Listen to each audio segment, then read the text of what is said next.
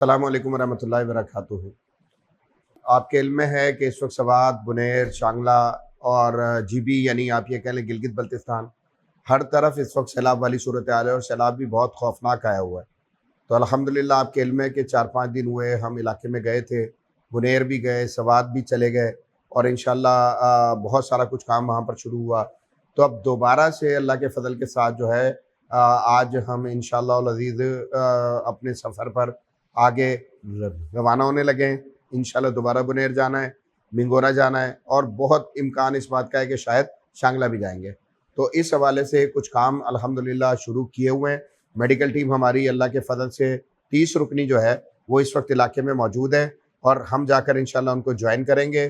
بالکل اسی طریقے سے ایک بہت بڑی تعداد میں خوراک، راشن وغیرہ جو ہے وہ بھی انشاءاللہ العزیز امید ہے کہ کل شام تک انشاءاللہ ہمارے پاس وہاں پر موجود ہوگا۔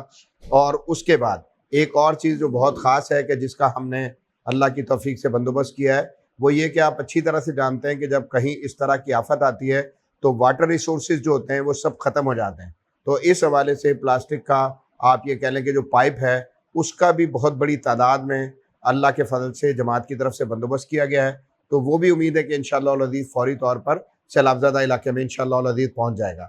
تو اس کے بعد جو اگلا کام کیا جا رہا ہے یہ میرے پاس آپ دیکھیں، آپ جانتے ہیں کہ اگست کا مہینہ ختم ہونے کو ہے، سپٹمبر شروع ہونے کو اور ان علاقوں میں سردی کا آغاز بہت جلد ہو جاتا ہے۔ تو یقینی طور پر چھوٹے چھوٹے بچے جو بے گھر ہو چکے ہیں تو ان کو گرم جو ہے ملبوسات کی ضرورت ہوگی۔ تو اس حوالے سے جو ہے وہ کراچی کی جماعت نے ان جیکٹس کا بندوبست کیا ہے۔ اس کے ساتھ آپ یہ دیکھ رہے ہیں کہ یہ سلے سلائے سوٹس ہیں۔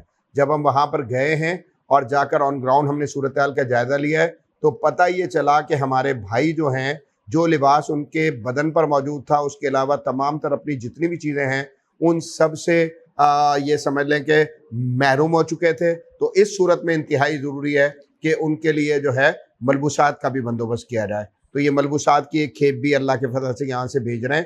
تو یہ انشاءاللہ اگلا ٹرپ ہے ہمارا جو ابھی شروع ہو رہا ہے۔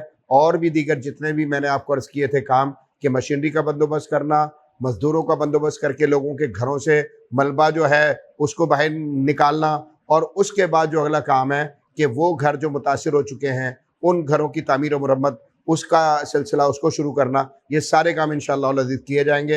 امید ہے انشاءاللہ کہ آپ سب لوگ ہمارے ساتھ ہوں گے۔ اس میں بہت شکریہ۔